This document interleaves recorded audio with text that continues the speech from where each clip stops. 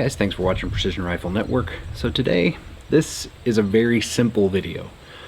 All I want to know is what kind of accuracy I can get out of .308 Subsonic at 50 yards and 100 yards.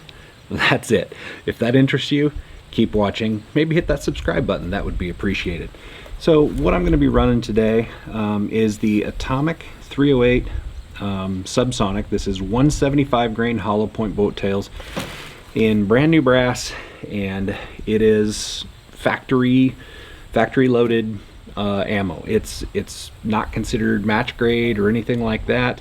Here today I'm concerned with what kind of precision can I get out of a Subsonic .308, and this is leading somewhere. It's leading to another video that I'll do down the road where I really want to kind of compare the difference between different subsonics. My question is, as soon as it's subsonic, how much distance and consistency can you really get out of it?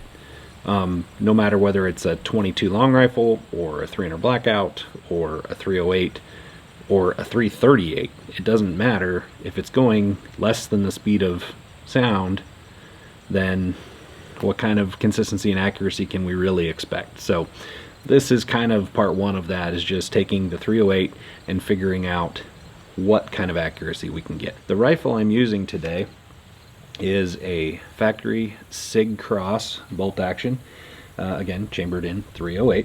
I've got a dead air Sandman can up on the front, Atlas bipod.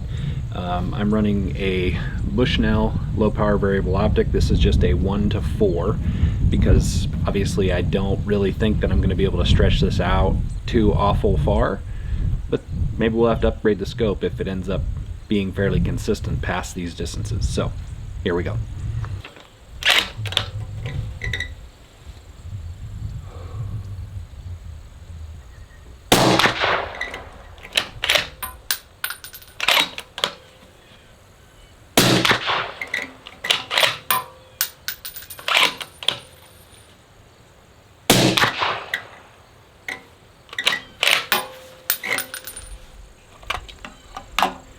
Alright, let's go down and have a look. Alright guys, well, as you can see, 3 shots at 50 turned out to be better than I expected. That's one ragged hole, basically. You know, shoot, I'd have to measure it up, which I will put on the screen for you after the fact, but that's pretty decent, I feel like. And next step is going to be stretch it out to 100 yards and see what we get. So I was pretty impressed with that 50-yard group. It actually ended up measuring 0.3 of an inch at 50 yards. So that's like a half MOA at 50 yards. And I'm set up here now at 100 yards. I'm expecting a little bit of drop. I don't know exactly what this drop is. I'm not chronographing it. I'm not putting the data into a Kestrel at this point. I'm basically going to hold center and see how much it drops. Or actually, I'm sorry, I'm going to hold one of those upper targets, top right or top left, and see how much it drops. I'm guessing somewhere in the neighborhoods of 8 inches, 6 to 8 inches of drop probably at 100 yards over the 50-yard zero. So let's go ahead and get a few rounds down at 100 yards and see what kind of accuracy we get out of it.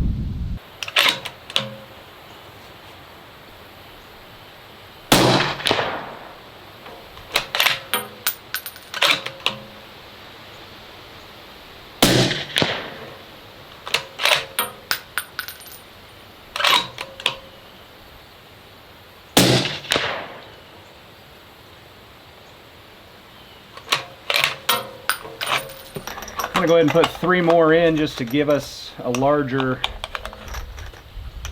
sample size, I guess.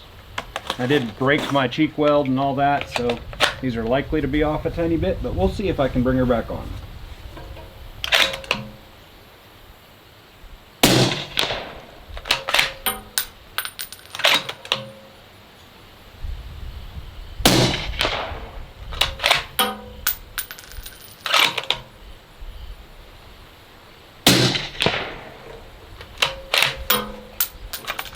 All right, let's go down and see what we got.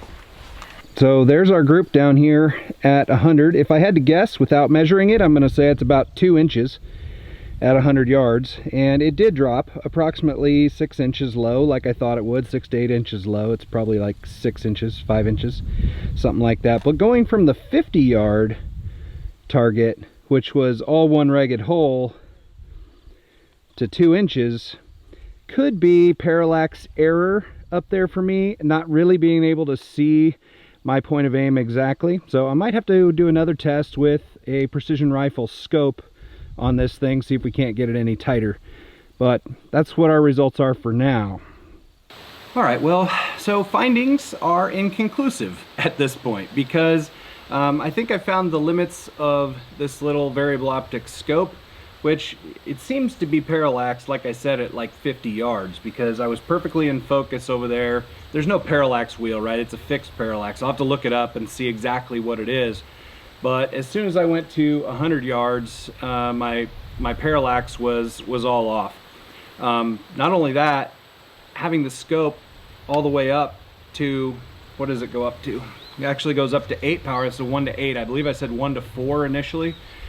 It's 1 to 8, and I've got it zoomed all the way in, and I was just really having trouble seeing my dot down there. The center aiming dot in this scope is quite large. It's meant for, you know, closer range engagements for AR type rifles. It's got a BDC reticle in it that's calibrated to the 223, you know, bullet, and so it's not exactly the right scope for this setup. So I'm gonna probably switch to a more of a precision rifle scope, and we're gonna try this again, and that portion will probably be seen in the follow-up video where I test the 308 subsonic, 300 blackout subsonic, and the 22 long rifle subsonic all together, and kind of in the same video side by side to see what we can learn from that.